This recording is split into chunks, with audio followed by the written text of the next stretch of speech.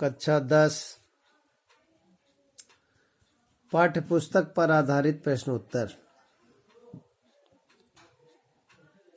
जो परीक्षाओं में प्रश्न नंबर 7 में आते हैं, जिनके शब्दों की सीमा 30 से 40 शब्द होती है।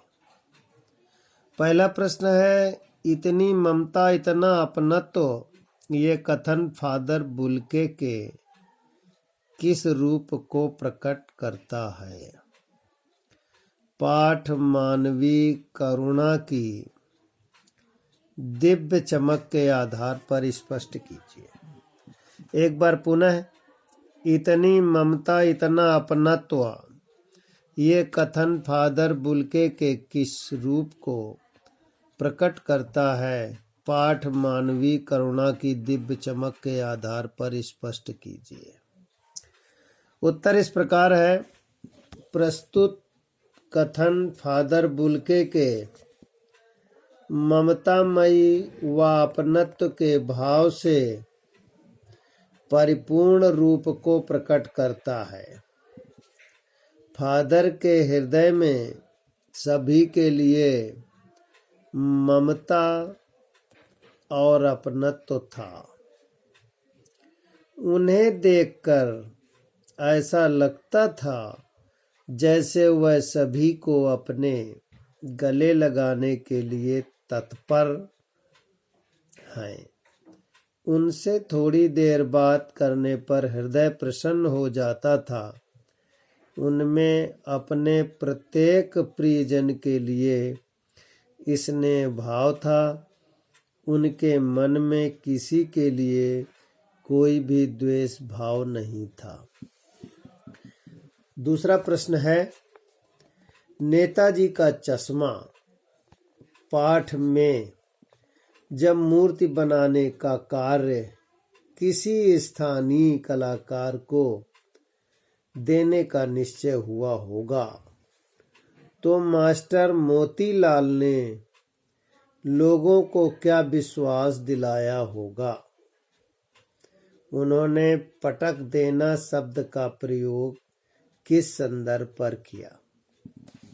उत्तर है, जब मूर्ति बनाने का कार्य किसी स्थानीय कलाकार को देने का निश्चय हुआ होगा, तो मास्टर मोतीलाल ने लोगों को विश्वास दिलाया होगा कि महीने भर में वह मूर्ति बनाकर पटक देगा।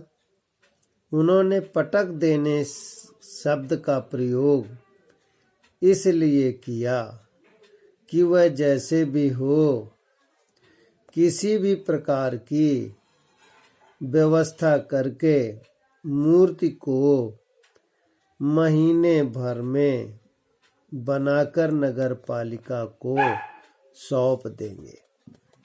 अगला प्रश्न है, तीसरा है, लखनवी अंदाज पाठ के लेखक को कल्पना करते रहने की पुरानी आदत क्यों रही होगी? स्पष्ट कीजिए।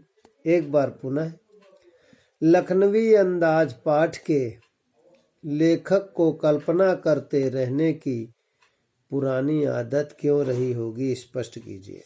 गा। उत्तर इस प्रकार है, लेखक को कल्पना करते रहने की आदत इसलिए रही होगी क्योंकि वह एक कहानीकार था और नई नई कल्पनाएं करते हुए अनेक कहानियों की रचना कर चुका था। अपनी इस आदत के कारण वह नवाब साहब की आंखों में आए असंतोष के भाव के कारण को जानने की कोशिश करने लगा था।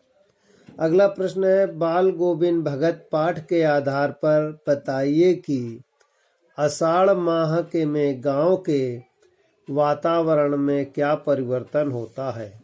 उत्तर इस प्रकार है, आषाढ़ का महीना आते ही बारिश शुरू हो जाती थी, ठंडी हवाएं चलने लगती थीं, चारों ओर हरियाली छाने लगती थी एवं फसल लहलहाने लगती थी।